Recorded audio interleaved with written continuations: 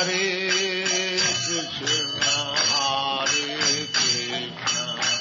कृष्ण कृष्ण हरे हरे हरे राम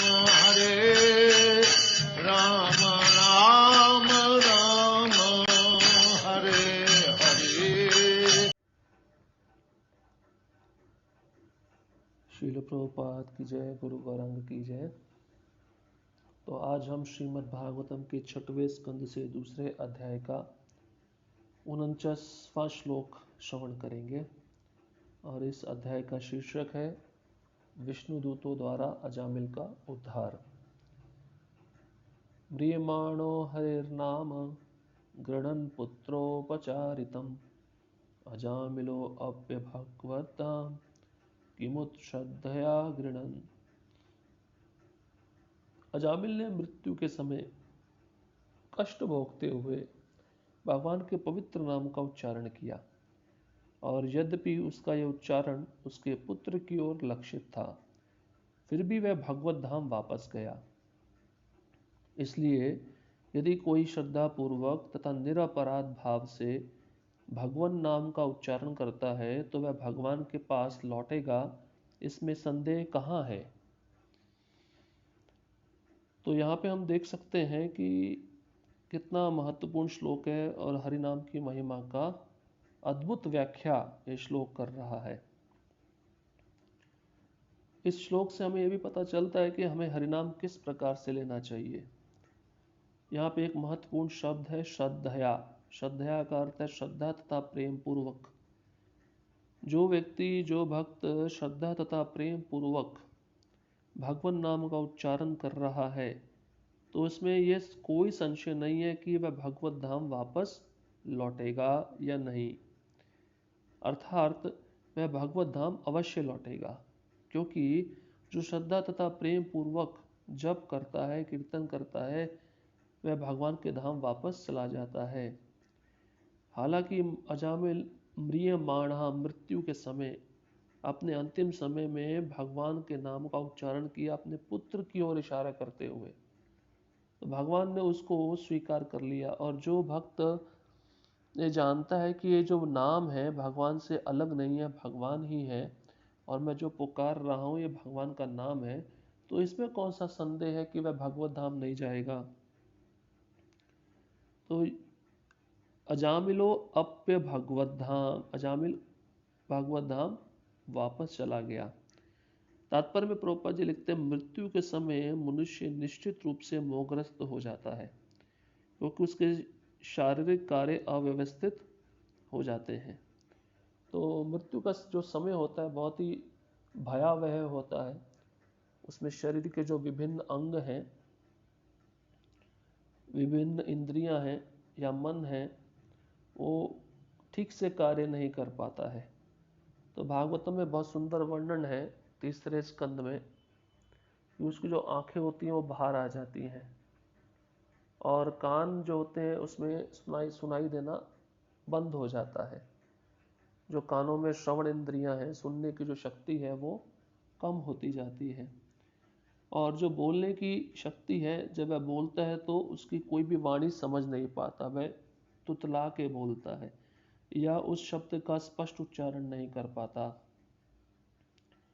और उसका जो कंठ होता है, कंठ में से घूर घूर की आवाज़ आती है। अर्थात जो कफ पित्त वायु से बना शरीर है, तो मृत्यु के समय उसके कंठ में इतना कफ भर जाता है कि वो बोलना चाहता है पर बोल नहीं पाता है। उसको वह कफ कष्ट देती रहती है। इसलिए भागवतम में यह भी बताया गया है कि जो शरीर हमको मिला है, तो ये शरीर जब पागल की तरह इंद्र तृप्ति में लगता है तो ये शरीर हमारे दुख का कारण बन जाता है। हालांकि शरीर एक बहुत बड़ा साधन है भगवत धाम वापस जाने के लिए, पर जो लोग इस शरीर का उपयोग इंद्र तृप्ति के लिए करते हैं तो उनको अंतिम समय में बहुत दुख भोगना पड़ता है। जो व्यक्ति युवा अवस्था में जितना इंद्र तृप्ति करता है, जितना आनंद लेता है अपनी इंद्रियों के तर्पण से, तो उतना ही उसको कष्ट मृत्यु के समय प्राप्त होता है। इसलिए शरीर के सारे शारीरिक कार्य अव्यवस्थित हो जाते हैं वो चल भी नहीं पाएगा, मलमूत्र भी नहीं त्याग पाएगा। तो एक व्यक्ति उसको चाहिए, एक सेवक चाहिए जो उसको उठाकर शौचालय तक ले जा सके और वो ठीक से वो अपना शौचालय क्रिया कर सके।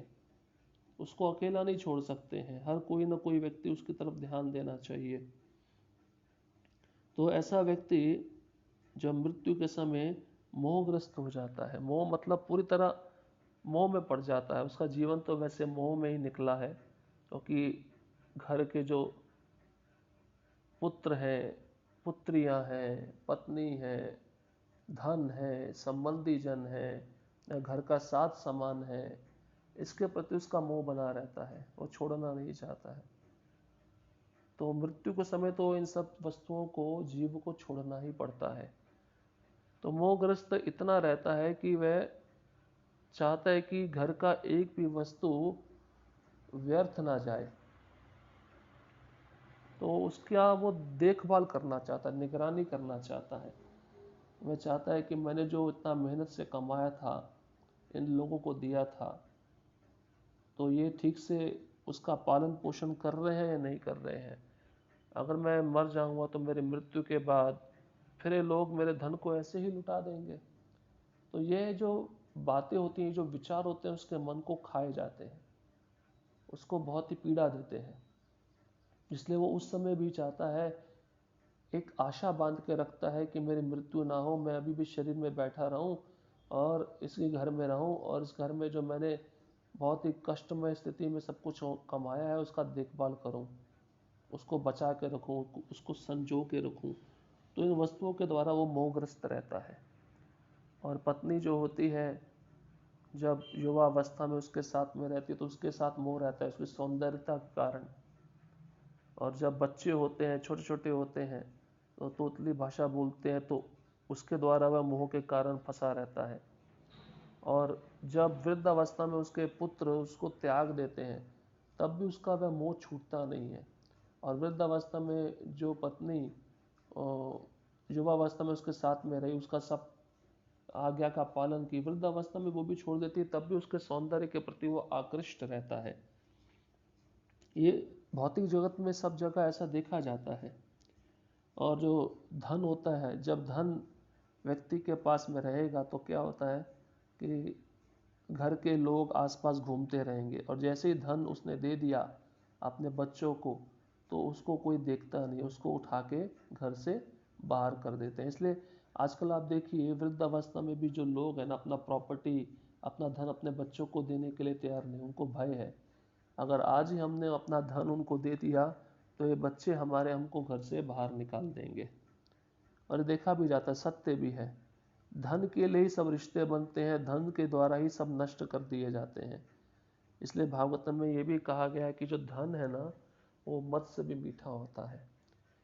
जिस प्रकार से मधुमक्खी बहुत मेहनत करके अलग अलग पुष्पों से उस मद को एकत्रित करके, इकट्ठा करके एक जगह संजो के रखती है और इतना कष्ट करती है, परंतु एक शिकारी आता है, उसी मधुमक्खी के नीचे आग लगा कर उस मधु को चुरा लेता है। उसी प्रकार से इस व्यक्ति ने जो मद की तरह धन को अर्जित किया है, तो अंतिम समय आने से पहले ही घर के लोग उस धन को चुरा लेते हैं। जिस प्रकार से इतना कष्टमय स्थिति करके उसने कमाया था, वो सब ऐसे ही चला जाता है। तो इन चीज़ों के प्रति आसक्ति नहीं होनी चाहिए। हमें निश्चित रूप से विचार कर लेना चाहिए कि इन सबको तो एक दिन छोड़ना ही है। अच्छा, जल्दी छूट जाए तो हमारे लिए बहुत अच्छा, हमको टेंशन ज़्यादा नहीं होगी। अभी मैं प्रभुपाद जी का लेक्चर सुना था, प्रभुपाद जी कहते हैं दोबारा जन्म लेना ही नहीं है, जल्दी छोड़ो इस संसार को और भगवत धाम वापस जाओ, क्योंकि ये बहुत ही दुखमय संसार है, दुखमय स्थिति है। फिर प्रभुपाद जी आगे लिखते हैं तात्पर्य में, उस समय भले ही किसी ने अपने जीवन पर भगवान नाम का कीर्तन करने का अभ्यास किया हो, किंतु वह स्पष्ट रूप से हरे कृष्ण मंत्र का उच्चारण न कर पाए, फिर भी ऐसे व्यक्ति को पवित्र नाम के कीर्तन का सारा लाभ मिलता है।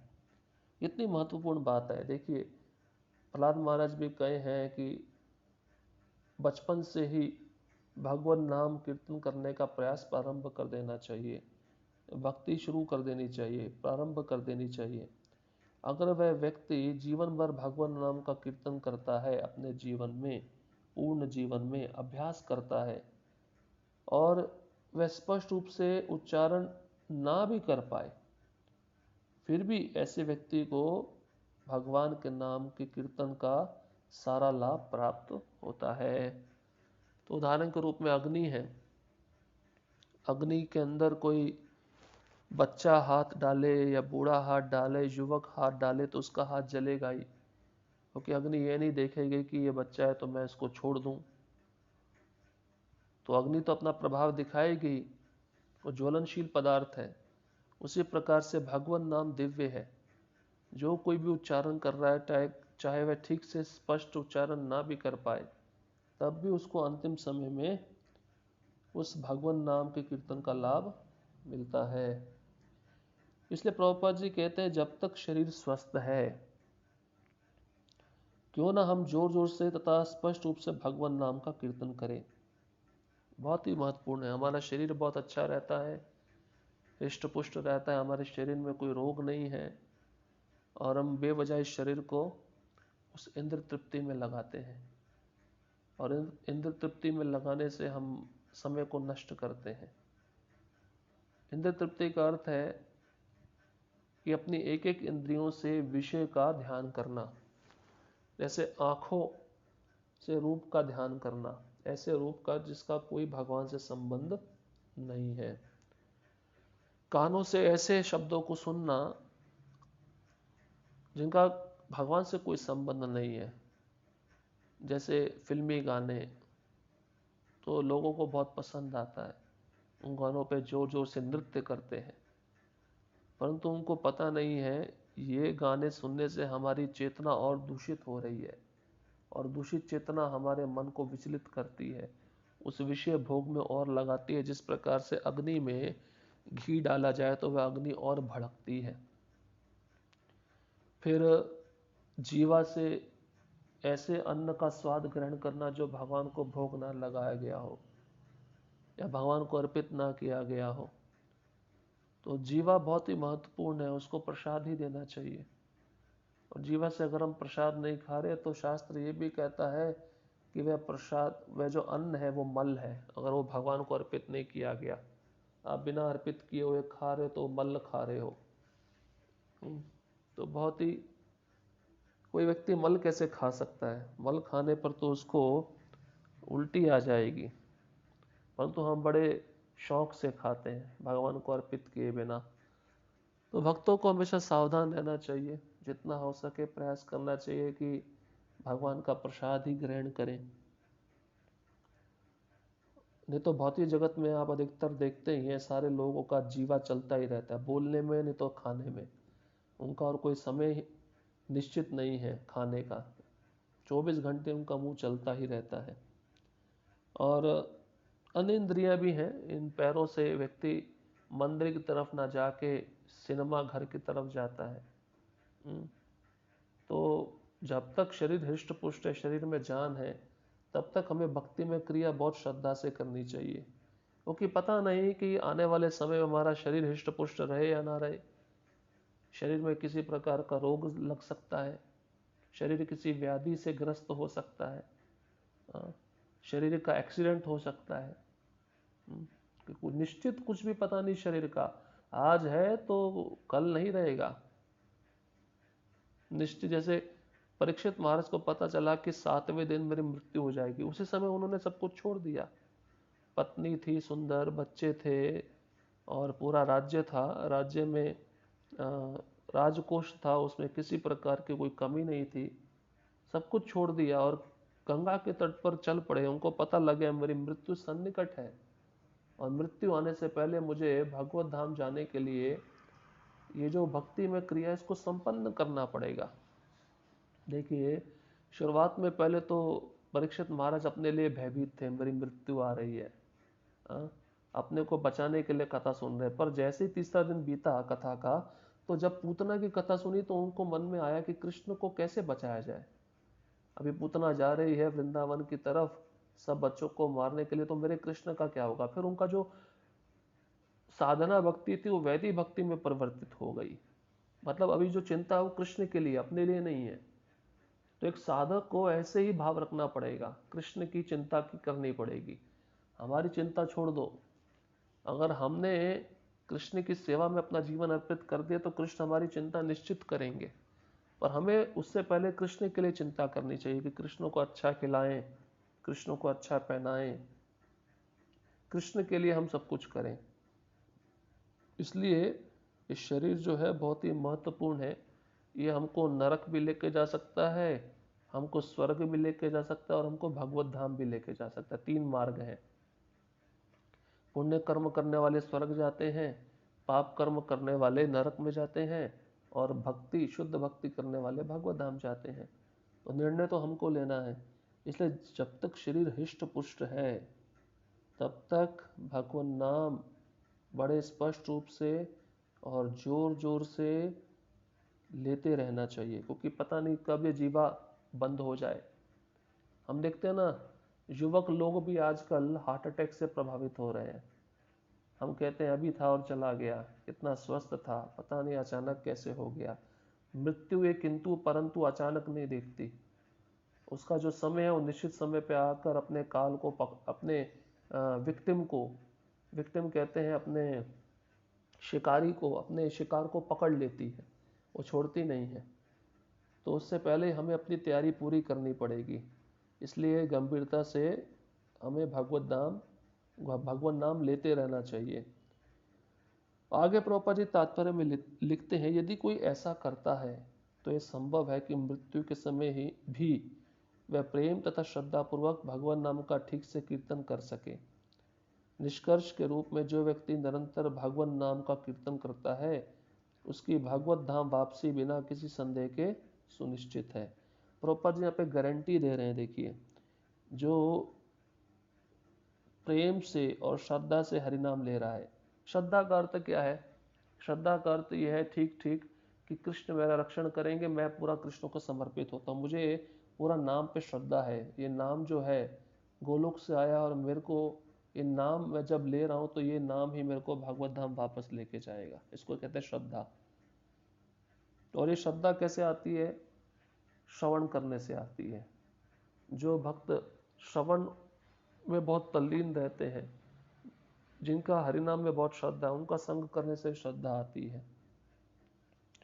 और प्रेम पूर्वक तो आप जानते हैं प्रेम होना चाहिए। भगवान प्रेम के बिना किसी वस्तु को स्वीकार नहीं करते। भागवत में ये भी कहते हैं भगवान कृष्ण उद्धव को, हे उद्धव, मेरा जब भक्त अगर मुझे कुछ साधारण वस्तु भी अर्पित करे, वो प्रेम से करता तो मैं उसको स्वीकार करता हूँ। पर जो अभक्त है, जो भक्त नहीं है, अगर वो कितना बड़े से बड़ा मूल्यवान वस्तु भी मेरे को अर्पित करे पर उसमें प्रेम नहीं है तो मैं इसको स्वीकार नहीं करता। आप उदाहरण के रूप में देख लो, दुर्योधन और विदुर जी का उदाहरण है। दुर्योधन ने 56 भोग बनाया, राजभोग बनाया, तो भगवान नहीं स्वीकार किए, क्योंकि भगवान बोले कि मेरा प्रेम ही नहीं है, तुम मेरे प्रति प्रेम ही करते नहीं हो, तो जहाँ प्रेम नहीं है तो मैं वहाँ पे ठहरता नहीं हूँ। और विदुर जी बहुत साधारण थे और उनकी जो पत्नी विदुरानी थी, केले के छिलके भगवान को खिला रही थी, केला वो जमीन पे फेंक रही थी, भगवान उस केले के छिलके को खा रहे हैं। देखिए, ये होता है प्रेम। भगवान का सुदामा के प्रति प्रेम था। 2 मुट्ठी चिवड़ा लेके आया, भगवान ने वो सूखा चिवड़ा खा के उसको ऐश्वर्य प्रदान कर दिया, अपना वैभव प्रदान कर दिया। इसको कहते हैं प्रेम। कितना उदाहरण आप देखिए शास्त्र में। चैतन्य महाप्रभु श्रीधर खोला बेचा के घर जाते थे, इतना टूटा फूटा घर था, ऊपर से छप्पर फटा हुआ था, पानी गिरता था। भगवान चैतन्य महाप्रभु उसके घर जाकर उसका जो लोहे का पात्र था उसमें से जल पीते थे, वो जबकि जल पीने योग्य नहीं था। इसको कहते हैं प्रेम। ऐसे अनगिनत उदाहरण है। तो प्रेम उत्पन्न करना पड़ेगा। उद्धव जी कहते हैं, हे कृष्ण, जो पूतना विष का पान लगा के विष लगा के आई अपने स्तनों पर और आपको दूध पिलाने के लिए आई, मुझे तो आश्चर्य है कि ऐसा कोई व्यक्ति मैंने संसार में नहीं देखा जो व्यक्ति किसी दूसरे व्यक्ति को मारने के लिए आए और जिसको मैं मार रहा हूँ, व्यक्ति बोलता है कि ठीक है, कोई बात नहीं, आप मुझे मारो, पर मैं आपको अपने घर में रखता हूँ। ऐसा कोई व्यक्ति मिलेगा क्या? आपसे अधिक दयालु कौन है? जो पूतना आपको मारने के लिए आई, आपने उसको अपने धाम में भेज दिया, अपनी धात्री, अपनी माँ के समान उसको गति प्रदान कर दी, जबकि वो बुरे कामना से आई थी। तो जो भक्त अच्छी कामना से सेवा कर रहा है, उसके विषय में क्या कहा जाए? क्या वो भगवत धाम नहीं जाएगा? तो हमें ये पूर्ण विश्वास रखना पड़ेगा, और मुख्य रूप से प्रभुपाद जी ने हमको दिया उस पर श्रद्धा रखनी पड़ेगी। प्रभुपाद जी एक दिव्य आचार्य हैं, उन्होंने जो हमको प्रदान किया उसी मार्ग पे हमें चलना होगा, और प्रभुपाद जी को कभी भी छोड़ना नहीं है, इस संस्था को हमें छोड़ना नहीं है, चाहे जितना मर्जी कष्ट क्यों ना आए। ऐसी श्रद्धा हमारे अंदर होनी चाहिए। जब भक्त ऐसा दृढ़ निश्चय मानकर इस संस्था में रहकर अपनी सेवा करता रहेगा, प्रभुपाद के प्रति, अपने गुरु के प्रति निष्ठा भाव से, प्रेम पूर्वक, श्रद्धा पूर्वक, तो भगवान उसको जल्दी ही स्वीकार करेंगे, उसमें ज़्यादा देर नहीं लगाएंगे। भगवद गीता में भी भगवान कहे, मैं अपने भक्त को उद्धार करने में ज़्यादा समय नहीं लगाता, कुछ ही क्षणों में उद्धार कर देता हूँ, जैसे मैंने गजेंद्र का किया। तो इस श्लोक का सार यही है कि जो हरि नाम है, जो हरे कृष्ण महामंत्र है, उसका श्रद्धा तथा प्रेम पूर्वक उच्चारण करना चाहिए, तभी हमें भगवान से प्रीति उत्पन्न होगी और हम भगवत धाम वापस जा पाएंगे। शिल प्रभुपाद की जय, गुरु गौरांग की जय।